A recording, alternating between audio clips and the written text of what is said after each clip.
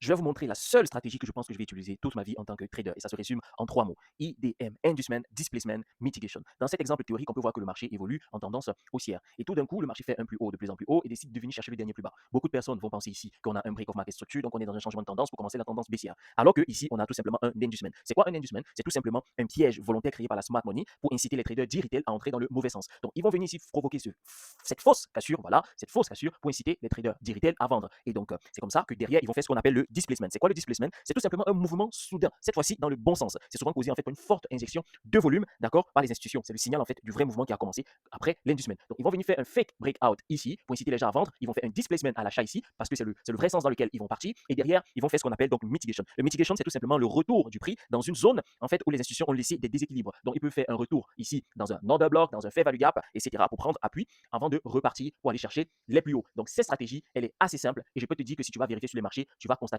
que cela se fait pratiquement tout le temps. Abonne-toi si tu veux voir pratiquement comment cela fonctionne, si tu veux être un trader rentable. C'est une stratégie que tu peux appliquer sur tous les time frames.